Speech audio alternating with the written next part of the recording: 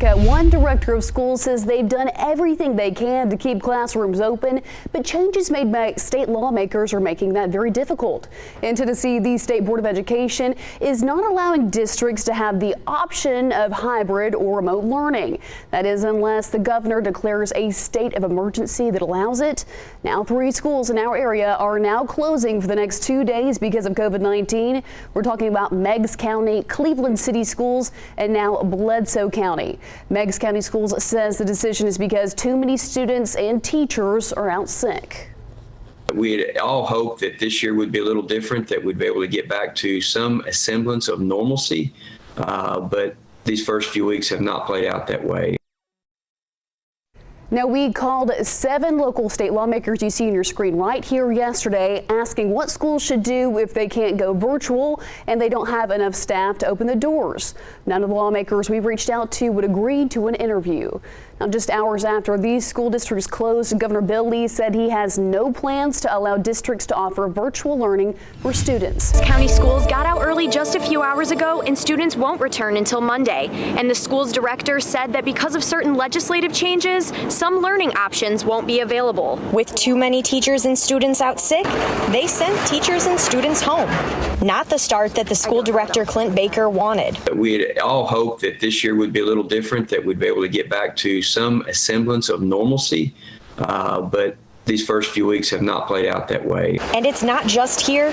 Cleveland City Schools made a similar decision for the rest of the week.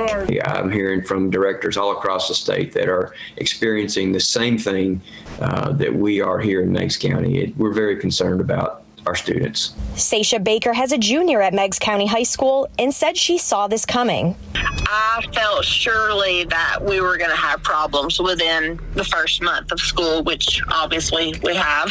In Tennessee, the State Board of Education isn't allowing districts to use a continuous learning plan unless the governor declares a state of emergency allowing it. I mean, my son takes calculus. I have no idea. I have no idea, how to solve calculus problems. So yeah, they're fending for themselves. Totally. Hi, my name's Brianna Idzior, and I'm with NewsChannel 9 in Chattanooga. We called 7 of our local state lawmakers today, asking them what schools should do if they can't go virtual and don't have enough staff to open doors.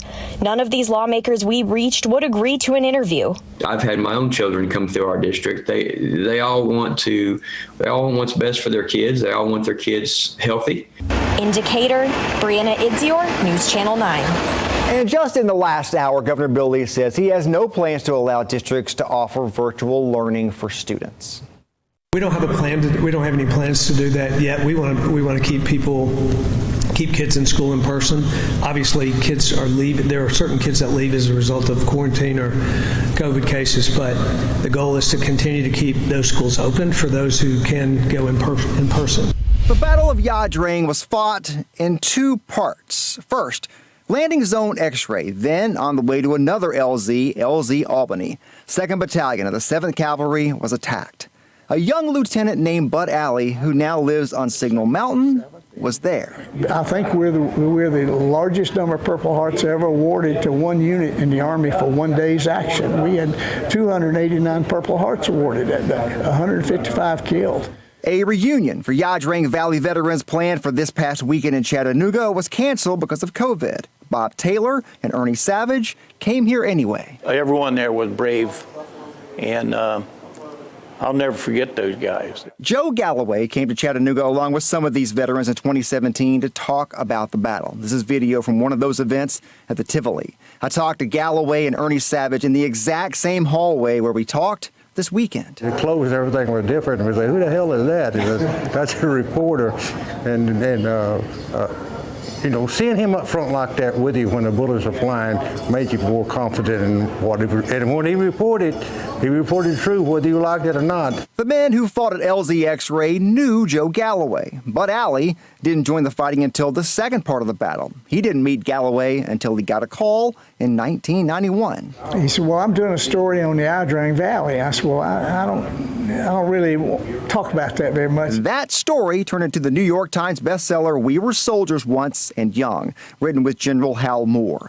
It was later made into a movie with Mel Gibson. He said, would you talk to me about it? I said, well, why don't you send me something that you've written and your phone number, and if I like it, I'll call you.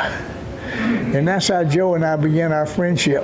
About 4 weeks later, Joe was sitting in our living room meeting my children. That battle changed these men's lives forever. Then, more than 25 years after the battle, Joe Galloway changed those men's lives again when he made sure no one would forget what they did. He spoke his mind, brave as could be in combat. You would have thought he was one of us, probably braver than most of us at the time on X-ray. Ernie Savage received a Distinguished Service Cross for his part in the battle. There's only one distinction higher than that for valor in combat. That's the Medal of Honor. Joe Galloway received a Bronze Star with a V device because of actions at the Battle of Ia Drang, the only civilian awarded a medal for valor from Vietnam. Galloway will be laid to rest September 18th in Concord, North Carolina.